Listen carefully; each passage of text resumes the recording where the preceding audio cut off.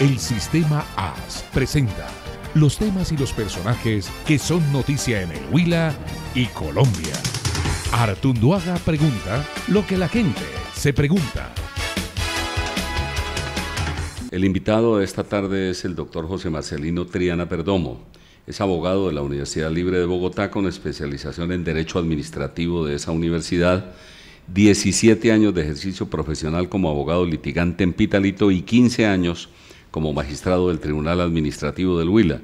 Fue concejal de Pitalito en 1982 al 92 y se desempeñó en 2 oportunidades como presidente de la Corporación Edilicia.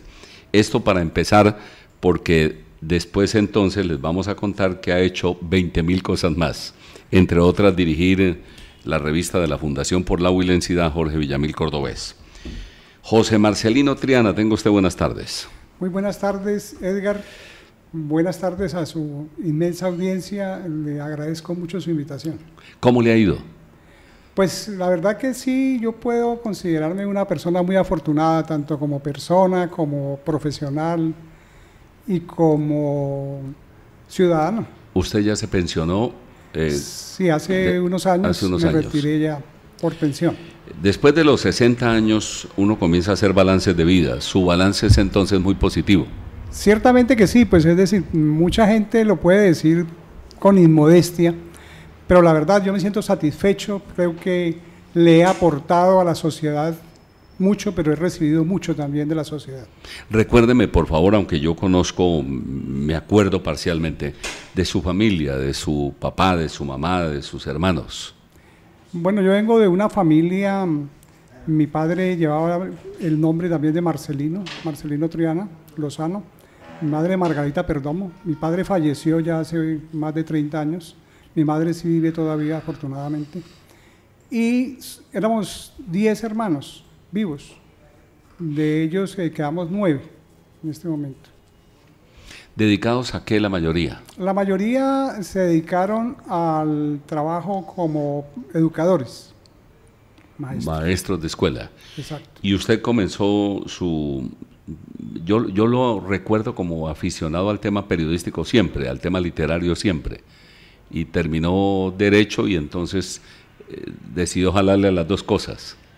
Sí, no se han apartado las dos cosas. Estaba inclinado, primero, más que todo, me considero muy buen lector, sobre todo en el pasado. Yo era un lector ávido, cualquier periódico, incluso que veía en la calle, así estuviera puerco, lo recogía, lo medio limpiaba y me ponía a leer qué era lo que decía. Pero leí muchísimas novelas de vaqueros y cosas de esas que se conseguían en el pueblo, cuentos, etc. Ya en Bogotá, pues la cosa cambió, ya empecé a leer literatura, mucha literatura, y fundamentalmente me considero un lector, más que un escritor o más que un literato, cosas de esas, a pesar de que sí he incursionado en la literatura con libros especialmente de poesía. ¿Por eso fundó la Casa de la Cultura de Pitalito? Sí, realmente la Casa de la Cultura ya existía, pero me vinculé a ella desde el 80 más o menos, y estuve muy activo con otros compañeros y otras personas, digamos casi que hasta el 95, cuando me vine como magistrado del Tribunal Administrativo del Huila. ¿Cómo fue esa llegada al tribunal? Pues la verdad que no lo esperaba. ¿Cómo se dio la circunstancia? Yo me presenté, yo estaba litigando ya en Pitalito y venía con alguna frecuencia a manejar negocios en Neiva. Mi tesis de grado fue en administrativo, fue una tesis de grado interesante porque se llamó Los actos administrativos y la jurisprudencia colombiana, con base en un trabajo que hice en la relatoría del Consejo de Estado. Recopilé todas las sentencias que existían del 68 al 77 sobre acto administrativo, y como dicen los tratadistas, el acto administrativo es la médula del derecho administrativo. Entonces, eso me llevó a inclinarme por el derecho administrativo, aun cuando procesos en derecho administrativo hasta antes de ser magistrado había llevado alrededor de unos 10 nada más. ¿Y presentó a un concurso? Me presenté a un concurso en donde afortunadamente yo he sido muy afortunado para el tema de los exámenes y los concursos. Obtuve el tercer mejor puntaje a nivel nacional y el primer puntaje a nivel del Huila. En el Huila clasificamos 5 abogados para el tribunal y mi puntaje fue el mejor, aventajando en más de 100 puntos al siguiente en la lista. Sobrado. Sí, realmente, pero en esa época todavía pues no había mucha claridad de que el primero en la lista era el primero en ser nombrado. Entonces, pues me dijeron que fuera al Consejo de Estado a mirar cómo andaba el tema del nombramiento y fui y me entrevisté como con 3 consejeros de Estado porque no conocía más o no tenía cercanía o no podía tener cercanía con ellos y me expresaron que podía estar tranquilo por el puntaje que había sacado, que sobrepasaba en bastante consideración a los demás. Pero que faltaba la dosis política. No, realmente, pues sí se daba en esa época algún asedio o alguna mínima influencia política, pero la jurisdicción administrativa ha sido una de las jurisdicciones donde menos se ha permeado, casi nunca la ha permeado la política, porque pues precisamente como la jurisdicción administrativa es el juez de la administración, entonces si la permea la política, pues no puede juzgar a la administración, porque se iría parcializando y se crearían conflictos terribles. ¿Y ese puntaje le garantizó entonces llegar al Tribunal Administrativo del Huila? Exacto, en el 95. 95, y estuvo 15 años. 15 años. ¿Hasta que se aburrió, hasta que se pensionó o qué pasó? No, me pensioné porque pues también he tenido algunas dificultades de tipo de salud y una vez logré la resolución de la pensión me retiré inmediatamente porque siempre en la jurisdicción se ha manejado demasiados procesos, hay una acumulación de trabajo impresionante y uno siendo responsable eso lo preocupa muchísimo porque casi todos los días se le queda la mayor parte de lo que debía evacuar, se quedaba acumulado. Entonces esa era una de mis preocupaciones, de tal manera que tan pronto tuve la oportunidad de retirarme, me retiré sin esperar nada más. Sí, ¿enfermedades que tienen que ver con el estrés o de otro tipo? Pues en buena medida, sí, es una enfermedad autoinmune, una enfermedad reumática autoinmune que se disparan con el estrés, con las preocupaciones y vuelvo y repito, siendo uno muy responsable siente mucha preocupación que en la medida en que llegaron acciones constitucionales nuevas con la Constitución del 91, como la acción de tutela, las acciones populares y las acciones de cumplimiento, que son de previa resolución, priman sobre los procesos ordinarios, entonces fueron desplazando los procesos ordinarios, que no por ser ordinarios son menos importantes, y nosotros llegamos a tener en alguna época por magistrado 980 procesos a despacho, superando a Bogotá y a Barranquilla, que eran los tribunales más congestionados del país, pero en proporción al número de magistrados, fuimos los más congestionados del país en un tiempo. Perdóneme la pregunta sobre el tema de la salud. ¿Qué le limita?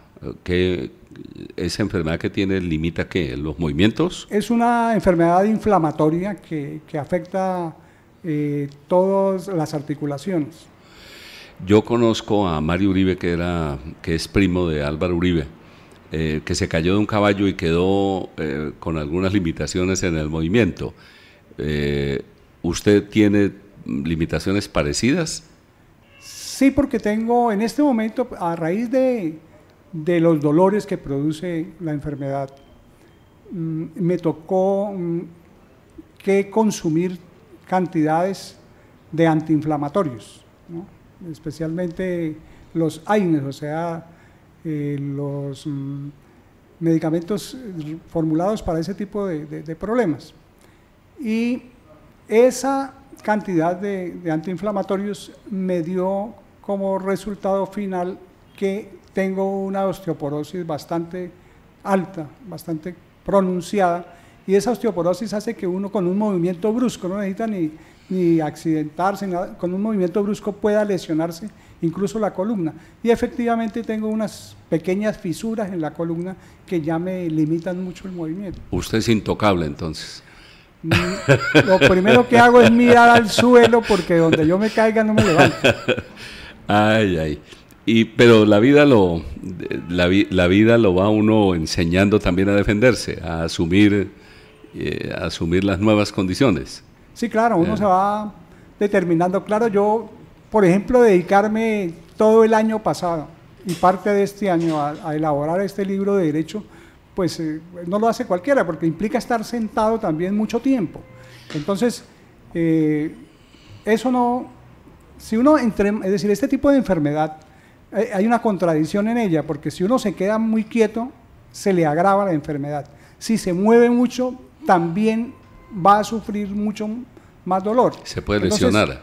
Y se puede hasta lesionar. Entonces, no puede ni quedarse quieto, ni tampoco exagerar el ejercicio. El movimiento. ¿Cómo era la rutina, por ejemplo, del libro? ¿Trabajaba cuántas horas y caminaba cuántas? Yo tengo una rutina de hacer media hora de elíptica en la casa, recién me levanto. Después de eso tengo que desayunar, después me baño y eso ya me va cediendo el dolor porque me limita mucho el movimiento al levantarme, pero después me va cediendo. Yo trabajé, digamos que el año pasado, alrededor de unas 5 horas diarias con el libro. Hubo días que me acostaba a las 2 de la mañana y me levantaba a las 6:30 o 7 a seguir trabajando. ¿El libro, el título cuál es? El libro se llama El proceso ejecutivo ante la jurisdicción contencioso-administrativa y el cobro coactivo. Estamos hablando con José Marcelino Triana Perdomo, que fue magistrado del Tribunal Administrativo del Huila y tiene pues autoridad profesional para escribir este texto, que es gruesito y bien editado, tapa dura. Me decía usted, Marcelino, que el libro es que se originó por una vez que escribió una cosa más breve y resultó supremamente exitosa. Recuérdeme la génesis de este libro. Cierto, en el 98, en un encuentro de la jurisdicción contencioso-administrativa que se realizó en Manizales, yo hice una ponencia, una conferencia sobre este tema del Ejecutivo ante la jurisdicción contencioso-administrativa. A todos los magistrados que estuvimos en ese encuentro, le llamó muchísimo la atención el tema y me dijeron casi todos al unísono que por qué no lo publicaba, porque era una herramienta que les iba a servir muchísimo. Pues al principio no estuve muy convencido, me vine y maduré la idea y efectivamente saqué un texto de 96, 98 páginas que publicó también Doctrina y Ley.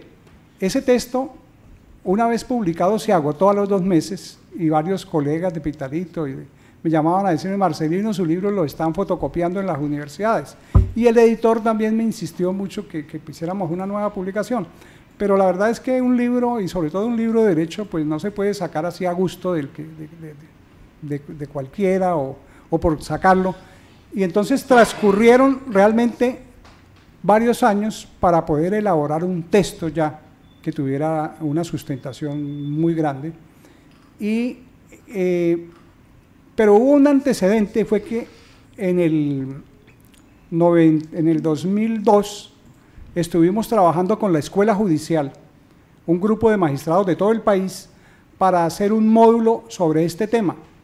Y tuvimos como director del módulo al doctor Jaime Orlando Santofimio Gamboa, que es un tratadista de la Universidad Externado de Colombia, que tiene una cantidad de obras sobre contratación del Estado muy importantes. Él, en la medida en que sobre este tema había demasiada controversia y no había prácticamente todavía una jurisprudencia que orientara en el tema, después de haber trabajado 2 meses, dijo: Marcelino, yo realmente prefiero perder el dinero que me van a pagar, pero yo no soy capaz de sacar un texto sobre este tema, porque no veo que haya pues una unidad de criterios, ni me siento seguro de yo abanderar este tipo de trabajo.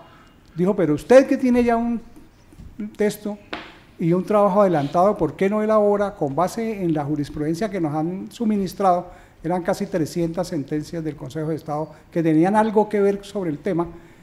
Haga usted un libro, complete un libro adicional, diferente y más completo que el que tiene. Sí, para expertos y para legos, ¿qué encuentran en este libro que acaba de publicar? Bueno, yo caricaturizando el libro, caricaturizándolo, creo que se puede decir que es como una especie de manual para que el ciudadano le pueda cobrar al Estado lo que el Estado le está debiendo. E igualmente es una herramienta para que el Estado le cobre al ciudadano lo que el ciudadano le adeuda al Estado. Es decir, empata usted la cosa ahí.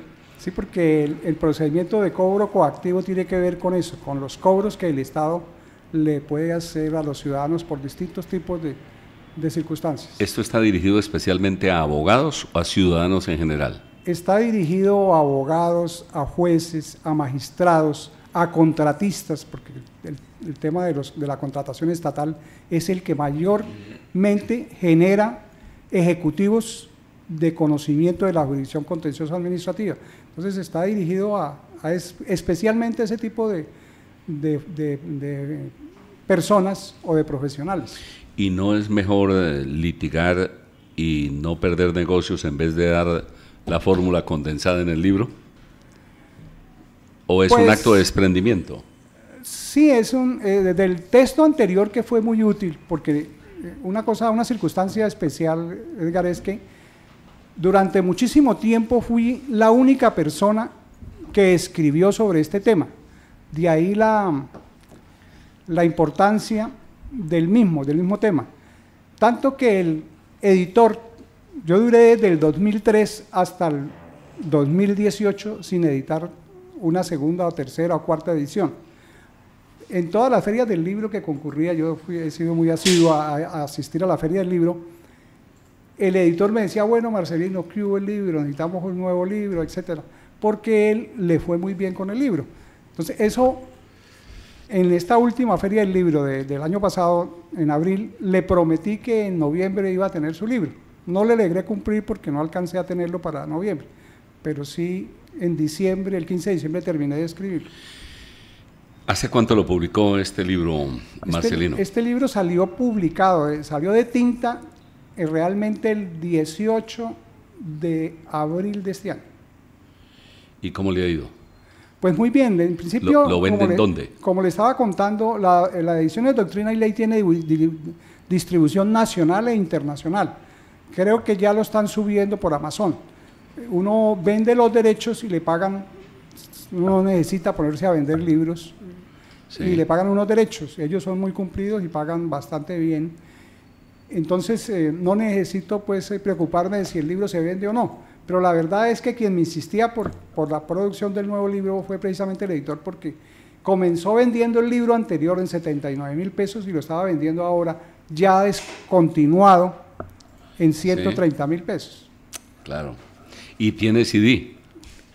Tiene además un CD con más de 200 sentencias, especialmente del Consejo de Estado, que se citan en los pies de páginas del libro. Pues bien interesante. ¿Cómo es eso de que ya uno no tiene que preocuparse por la venta del libro? Sí, porque la distribución y la venta realmente es una tarea del editor, ¿no? Uno, como parte de los derechos, le dan la posibilidad de vender o regalar un cierto número de libros, y esos son los que uno puede distribuir. ¿Y después se siente uno a rezar a ver si le mandan plata? No, tiene que pagarle antes de que salga el libro. Ah, sí, claro. Es una de las garantías el libro, que hay, que es, uno entrega el libro para la edición o la impresión y le pagan la mitad del dinero contratado. Y cuando el libro sale publicado, le deben pagar el resto. O sea que por eso digo que uno no se preocupa si lo vendieron o no. Sí, señor. El libro es el proceso ejecutivo ante la jurisdicción contencioso administrativa y el cobro coactivo. Si uno lo busca en Neiva, ¿dónde lo encuentra, Marcelino? No sé si habrá llegado alguna… ¿A Panamericana o a una…? No, generalmente ¿no? Por Panamericana no. Generalmente es la distribución a nivel del país, es una distribución a través de los vendedores de libros. Hay unos vendedores especializados en venta de libros jurídicos. En Neiva generalmente son 3 o 4 personas, ya ellos lo están distribuyendo, lo están vendiendo. Volvemos seguramente a hablar de este libro, pero me llama mucho la atención también su producción literaria, escribiendo poemas, escribiendo novelas. En gran síntesis, ¿cómo es su producción literaria, Marcelino? Pues inicialmente comenzamos con una producción, yo he escrito fundamentalmente es poesía, no novela, no tengo ninguna novela en este momento. Y he escrito poesía y inicié en Pitalito. Hicimos unas publicaciones en coautoría con otros poetas, con Jorge Cuellar Rojas, el profesor Teófilo Carvajal, que conocimos juntos,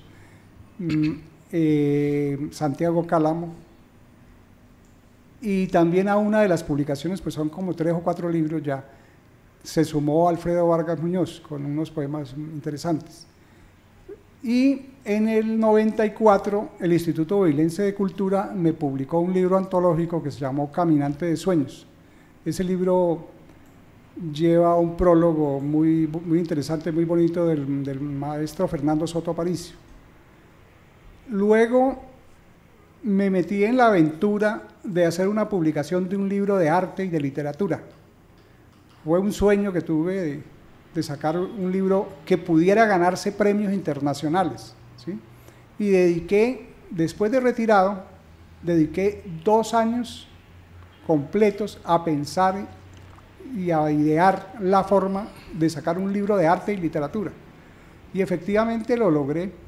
Pues inicialmente no contaba con la participación como autor de los textos del maestro Fernando Soto, pero él se vinculó finalmente. Y este libro se llevó a un concurso que se llama International Latino Book Awards, que se celebró como unas 4 veces en Nueva York, en el Instituto Cervantes de Nueva York, y allá en el año 2012 obtuvimos el primer lugar como mejor diseño de portada de libro de arte y mención de honor como mejor libro de arte. En ese año 2012 le ganamos el primer premio al libro de Alejandro Obregón de Villegas Editores. Villegas Editores es uno de los mejores editores de libro de arte del mundo. Ha obtenido como 3 premios mundiales en producción de libros de arte. Pues de aquí del Huila logramos un producto que le ganó a Villegas Editores en el 2012 con un libro tan bello como un libro de Alejandro Obregón, el mejor pintor casi que ha tenido Colombia de los que ya fallecieron. Eso en el año 2012, pero el libro había concursado en diseño y como libro de arte, pero el texto, que me parecía maravilloso, creo que el texto de ese libro, de La sombra a la luz, imágenes del secuestro, que así se llama, es de lo mejor que en los últimos 10 años de existencia escribió el maestro Fernando Soto Aparicio. Entonces yo lo volví a enviar con la colaboración de Roberto Castro en ambas oportunidades, porque el libro es un libro de arte que es pesado y no es fácil de enviarlo por correo. Enviar 5 o 7 ejemplares es un poquito complicado. Entonces él me colaboró para hacerlo llegar allá al concurso, y en el 2012 volvimos a enviarlo y volvimos a ganar el primer premio como mejor libro político de actualidad. Y en esa oportunidad le ganamos nuevamente a Villegas Editores con un libro que le había publicado al Ministerio de Relaciones Exteriores, con prólogo del presidente Juan Manuel Santos y de la ministra de Relaciones Exteriores, que es un libro bellísimo y también de gran formato, que se llama Colombia, un país de oportunidades. Es un libro bilingüe. Pues le ganamos también a ese libro. Como mejor libro político de actualidad fue el libro de La sombra a la luz de aquí. Pues yo conozco el trabajo de Villegas Editores y su prestigio a nivel internacional y sus muchos premios. Me gusta muchísimo esa noticia que usted nos está dando, que seguramente se publicó suficientemente, pero yo no la había degustado tanto, no la había saboreado tanto. Ciertamente, yo le comentaba hace unos 15 días al magistrado, el magistrado Emiro Bravo, digo, pero Marcelino, ¿esto por qué no se conoce? Es que ganarle usted con un libro suyo a Villegas Editores en un libro de arte que es tan complicado y tan complejo, me parece que eso es casi imposible, pero yo no tenía ni la menor idea de eso. Le dije, pues doctor, Realmente sí hubo una mínima difusión. Hubo unas reseñas en RCN, Caracol, Noticias 1 y por El Tiempo especialmente, y también acá el diario del Huila y La Nación hicieron algunas mínimas publicaciones, pero la verdad ha debido ser mayor la no difusión. se dimensionó, ni se ha dimensionado. Es que es el único libro con origen en el Huila que se ha ganado esos premios internacionales y que ha podido ganarle a Villegas. Sí, señor.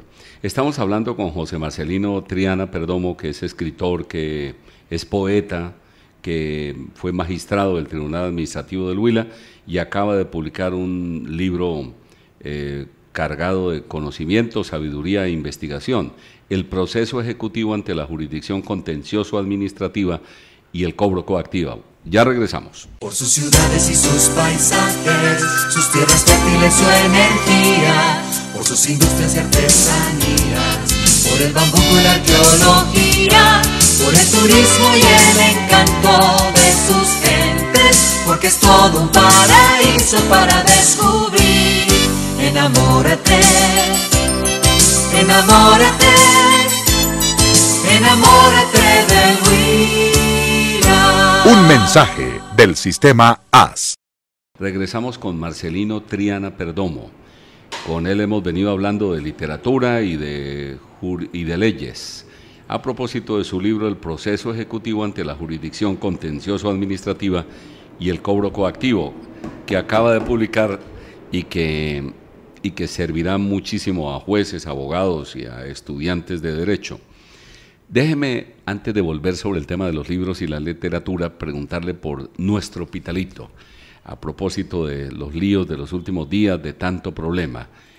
¿Qué está pensando usted de Pitalito, Marcelino? Porque quienes somos de Laboyos no nos logramos desprender de lo que le pase al pueblo. Sí, pues uno lógicamente se conmociona con muchos acontecimientos que han ocurrido, algunos desafortunados en nuestro municipio. Y la situación que se presenta con el señor alcalde pues es muy lamentable. Uno esperaría que él pueda explicar suficientemente su actuación en ese tema en donde lo están vinculando y que pueda salir avante de él, para bien de Pitalito y para bien de todos, ¿no? De todas maneras, la justicia debe actuar, es indudable, y la defensa y la actuación de la justicia es un tema fundamentalmente jurídico que se debe ventilar en los estrados judiciales. Una justicia pública, pues yo sé que los periodistas tienen todo el derecho de darle a conocer a la opinión los temas de las altas cortes, los temas judiciales, pero yo creo que eso tiene un límite. Es decir, no se puede adelantar el proceso en un periódico, en una revista, ni por la televisión. El juez fundamentalmente debe pronunciarse en sus providencias. No puede ni debe estar concurriendo a las emisoras, a la televisión y a los periódicos o a las revistas a rendir explicaciones sobre sus providencias, porque las providencias tienen que hablar por el juez. Y a ese nivel, esa es la concepción que yo tengo sobre ese tema.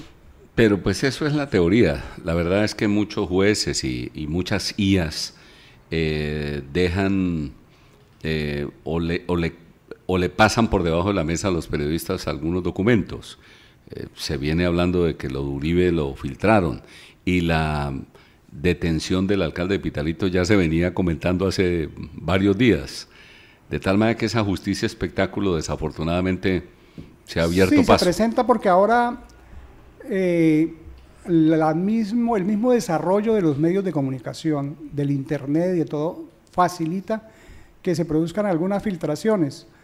Y es muy difícil controlar eso, la verdad, porque desde que un documento entre a la red o se suba a un computador, ya hay una serie de riesgos de que pueda ser divulgado sin que se tenga una autorización para ello. Entonces, eso es cierto, eso no es fácil. Y además hay una costumbre que también es un poco perniciosa, porque que incluso la tienen las mismas altas cortes, especialmente la Corte Constitucional, que es anunciar sus fallos, el sentido del fallo, sin que se conozca la sentencia completa, y a veces se han demorado hasta 2 meses en producir la providencia. Y lógico que la providencia completa muestra un universo del caso muy diferente a un simple comunicado de prensa. Hablando de Pitalito, hay mucha distancia entre el Pitalito del cual usted fue concejal y presidente del consejo y el de hoy, el Pitalito de hoy. Por supuesto, es decir, uno va a Pitalito y no lo conoce, realmente es un pueblo que en algunos temas creció de una manera desordenada, muy descontrolada, y en ciertas cosas, en ciertos temas se hace casi inmanejable. Conserva muchas cosas que vimos crecer, pero ya la inmensa mayoría de la gente ni lo conoce a uno ni uno la conoce. ¿Se ha despelotado Pitalito? ¿Se ha desmadrado Pitalito? Pues en cierta forma sí, lo que le estaba mencionando, es decir, hay un desorden urbanístico, por ejemplo, allá no hubo un control para que hubiera un desarrollo, se presentara un desarrollo organizado del pueblo, entonces el que construía como quería, y entonces no se presenta eso. También hay mucha contaminación visual y auditiva, que es un tema pues que no es único de Pitalito, es un tema, un problema que afecta casi a todas las ciudades del mundo, no solamente de Colombia. Sí, además de la presencia de pronto de pequeños o grandes narcotraficantes y de situaciones de ilegalidad.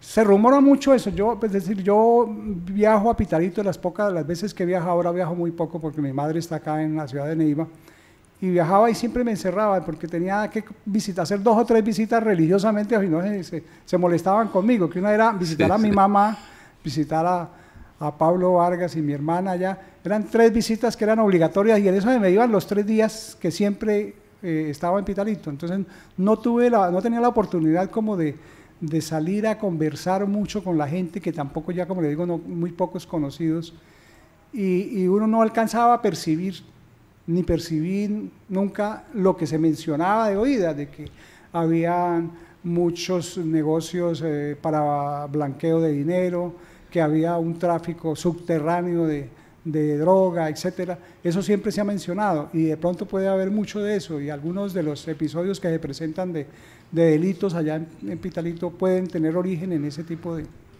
de situaciones. Volvamos al tema de la literatura. ¿Qué nos falta por destacar de su obra literaria?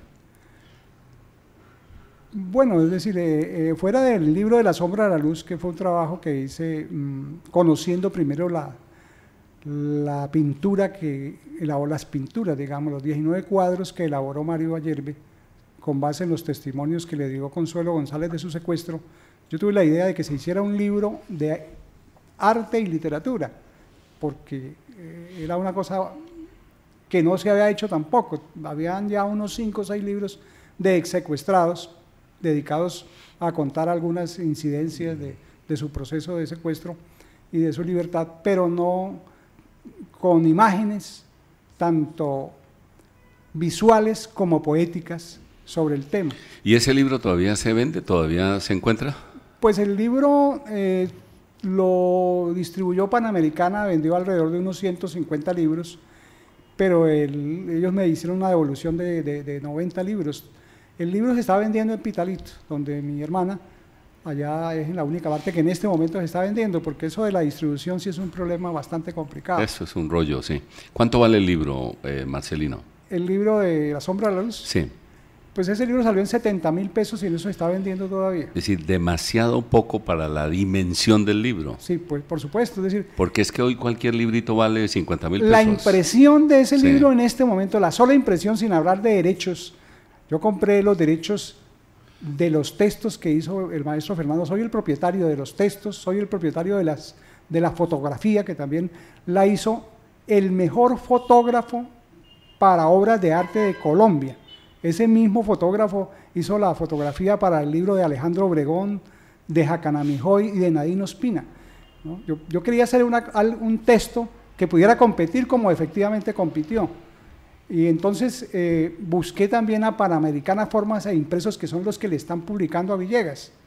Villegas en un tiempo publicó en el Japón sus obras, pero ya Panamericana Formas e Impresos le está imprimiendo a Europa, a Estados Unidos y a Latinoamérica libros de arte, porque tienen una calidad impresionante.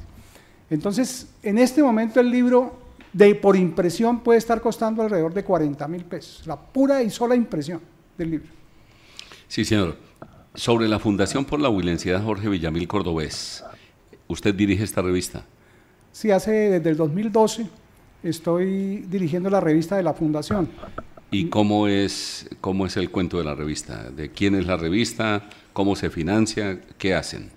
Bueno, la revista se ocupa de destacar fundamentalmente la obra y la producción del maestro Villamil, tanto su obra musical como toda la herencia que él dejó a nivel de reconocimientos a nivel mundial y nacional que le hicieron. Entonces, nosotros la Fundación tenemos a cargo el Museo Villamil, que ya va a ser 2 años, logramos con un proyecto que elaboré, que se estableciera como bien de interés cultural del departamento del Huila, el Museo Villamil. Es un museo muy interesante, ahí está todos los reconocimientos y casi toda la vida del maestro Villamil. La revista se ocupa de eso, de destacar la producción del maestro Villamil, de los reconocimientos que le hicieron, pero además de personas relacionadas con la cultura y el folclore del departamento del Huila y a veces a nivel nacional. Sí. ¿Quién financia? ¿O quién patrocina? ¿O cómo se promueve? La revista fundamentalmente se financia con unas pautas que tenemos al interior de la revista y con eso se financia su producción. Es un costo bastante elevado realmente la producción de la revista, porque es una revista de mucha calidad, tanto de contenidos y de producción. ¿Y usted escoge los textos? ¿Usted, me imagino que corrige también? Sí, me toca hacer todo ese trabajo, realmente no es muy fácil porque uno pues solicita, hay colaboradores muy importantes en la revista que con cierta asiduidad han estado enviando artículos, pero muchas veces a última hora se envían textos donde hay que corregir muchísimo y es un problema difícil de llegar a sacar una revista o un texto que no contenga errores, pero sin embargo lo hemos logrado en buena medida en muchísimas revistas. Veo unos subtítulos del último número, la edición número 7, El Barcino, entonces me imagino que es sobre el tema de Villamil, pero el siguiente, Del reggaetón y algo más, ¿qué es eso? Bueno, es un texto que escribí precisamente sobre el tema. Más que hacer un estudio sobre el reggaetón, yo lo que transcribo en el artículo son comentarios de músicos muy importantes como Juanes, como... ¿J Balvin, por casualidad? No, J Balvin no. Juanes, aquí están todos sí. los que inician el artículo, ¿no? Que son también este otro costeño muy conocido. Pero para criticar el reggaetón. Carlos Vives, Pablo sí. Milanés, Alex Sinten y otros. Sí, se hacen unas críticas demoledoras al reggaetón. ¿Y usted se suma a las críticas del reggaetón, al reggaetón? Pues yo presento la opinión de varias personas, incluso y todos le dan palo al reggaetón. De España. Porque es que el problema del reggaetón fundamentalmente es su carácter machista, sus textos machistas y la exaltación de sentimientos primarios de la gente, ¿no? Por eso ha tenido tanto éxito, porque ya han llegado incluso a la vulgaridad. No todos los autores ni todos los textos de reggaetón tienen ese contenido, pero la inmensa mayoría tienen eso. Pudiéramos leer así a la carrera lo que opina cualquiera de ellos. Por ejemplo, Pablo Milanés dice: me parece asqueroso, no tiene ningún valor musical, ni poético, ni orquestal, ni nada. Me parece que su valor es nulo, y no solo de ese ritmo, sino de la música que se está escuchando, porque hay una gran falta de valores. Se están creando valores superfluos y artificiales que duran poco, y al otro día se crean otros supuestos valores que no duran nada y que no valen nada. Para mí, la música popular nunca había tenido una crisis tan profunda como la tiene ahora en todos los sentidos. Esto lo publicó el periódico digital, sin embargo, el 30 de marzo del 2007. Carlos Vives y otros cantantes como Juanes hacen también unas críticas fuertes. Juanes dice, por ejemplo, es un poquito complicado porque tengo 3 hijos. Cuando escucho las canciones y veo que mis hijos están escuchando eso, pues me preocupo. Les digo, ustedes saben lo que están cantando, por Dios, es muy fuerte. Dijo también que, que es el reflejo de la sociedad que tenemos, no es una ficción, es el reflejo de algo que pasa en las calles. RCN de noviembre del 2017. Entonces recojo yo varias voces de cantantes reconocidos que, a pesar de decir que respetan a sus colegas y que en la música y en el arte en general casi todo es válido, sin embargo sienten preocupación por lo que reciben especialmente los niños, porque escuchan unos temas que son temas de adultos en unas canciones que salen por la radio con mucha facilidad. ¿Y usted comparte, es mi pregunta, Marcelino Triana, esos conceptos? Sí, por supuesto, es decir, uno sin quedarse pues en lo bucólico ni en el pasado, puede uno comparar casi cualquier texto de una canción del pasado con algunas de estas canciones y no hay absolutamente nada que hacer. Son puras vulgaridades. Aquí hay un periodista colombiano que también no sé si habrá tiempo de poder leer una pequeña parte de lo que él dice y yo lo comparto. Dice, para el periodista colombiano Andrés Hoyos, el reggaetón habla básicamente de sexo desde la óptica del hombre y lo demás, que es muy poco, es lo de menos.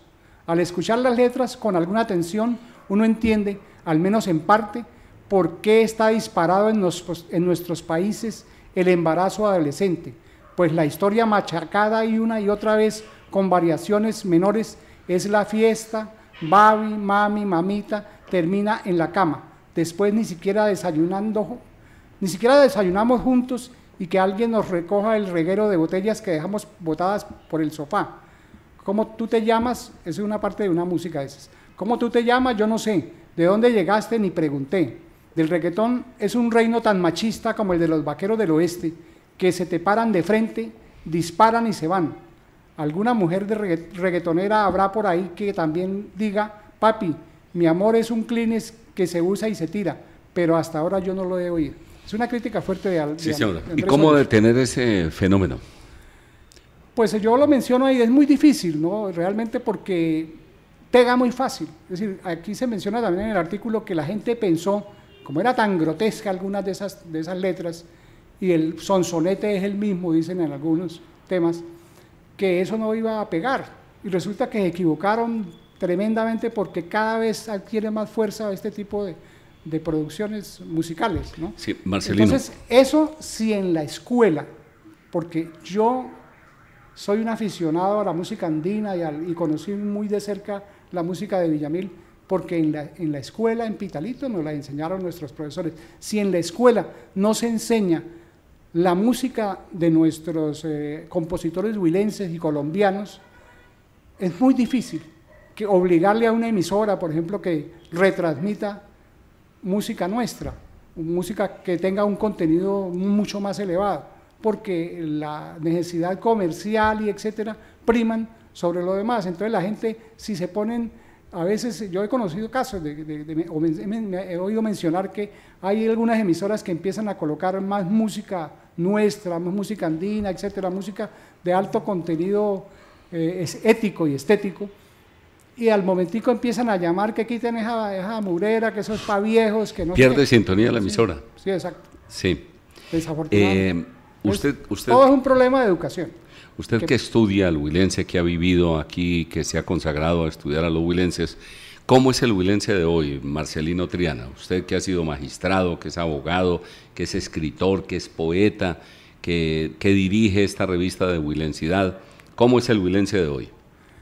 Pues el huilense de hoy sigue siendo un personaje fundamentalmente honrado, amable, solidario, en términos generales, y tiene unas capacidades enormes. De aquí del Huila han salido personas con una gran capacidad para las distintas profesiones. Yo conozco personas del Huila que han logrado importantísimos triunfos a nivel internacional. Entonces eso pues habla muy bien de los huilenses, pero tenemos también el defecto de que nos dormimos a veces sobre los laureles, que fácilmente nos dejamos llevar por el chisme y la maledicencia, y se dice que aquí la gente se dedica más a ver cómo impide que un huilense prospere y progrese por la envidia. Es decir, eso sí, en realidad es un problema que también tenemos. Los huilenses somos todavía muy envidiosos. No podemos ver a nadie que esté surgiendo por sus propios medios, a veces y con muchas dificultades, porque tratamos de minimizarlo y aplastarlo a veces. ¿Más envidiosos que lentos? Pues porque el país nos ve como lentos, pero la envidia parece que supera la lentitud. Yo pienso que sí, porque, pues como le decía, hay muchos huilenses que han logrado obtener triunfos muy destacados a nivel internacional y nacional, y eso demuestra que tenemos valores para mostrarle al mundo, y gente que trabaja y produce con disciplina y que no se duerme sobre los laureles. Pero desafortunadamente sí, la envidia es un mal que nos corroe mucho. Esa forma de crecer y desbordarse en el crecimiento se da en personas que generalmente salen del Huila, porque si se quedan aquí de pronto los envidiosos lo detienen. Sí, la mayoría son gente que ha logrado traspasar las fronteras incluso del país y han podido surgir es decir, hay que irse para progresar. Casi. Pues yo creo que hay un porcentaje importante en eso, porque vuelvo y repito, es decir, aquí alguien está demostrando sus capacidades y la gente no cree. Pues pasa, por ejemplo, con el libro La sombra de la luz, que en otra parte había sido pues un boom impresionante, porque es que ir 2 veces a Nueva York a recibir un primer premio, concursando con 12 países latinoamericanos y más de 8 países de Europa, que concursaron Portugal, España, estuvo también México, universidades todas las universidades de Estados Unidos, porque una de las organizadoras de este concurso tan importante a nivel latino es la Universidad de Arizona, y concursan todas las universidades de Estados Unidos enviando libros en todos los temas, ¿sí? Y lograr obtener un premio con un diseño que hicimos aquí en el Huila, en Caliche Impresores. Estuve yo metido más de 2 meses trabajando con un diseñador allá, y logramos eso, de obtener un premio mundial prácticamente, y ganarle a Villegas Editores, que es un boom, pero a nadie parece que le importó nada. Entonces, es una cosa increíble, porque ni siquiera triunfando por fuera, es decir, pero aquí nadie le paró casi bolas a esto. Pregunto en estas entrevistas sobre la vida, el amor, el poder y la muerte. Nos quedan unos minuticos y por eso le pido brevedad al respecto. ¿Qué piensa usted a estas alturas de la vida? Que la vida es el don más maravilloso que tenemos, que vale la pena vivirla, que hay que lucharla, lógicamente, pero que es el don más precioso que tenemos, la vida y la salud. ¿Y el amor? Sin el amor no sería posible vivir tampoco. Es decir, yo soy un enamorado del amor, realmente. ¿Usted se casó y entiendo que tiene un segundo matrimonio? Sí, mi primera esposa falleció, con ella tuve 2 hijos, y en el 2009 me volví a casar con Luz Estela Gómez Franco, una paisa que me acompaña. Reincidir no es fácil en esas materias.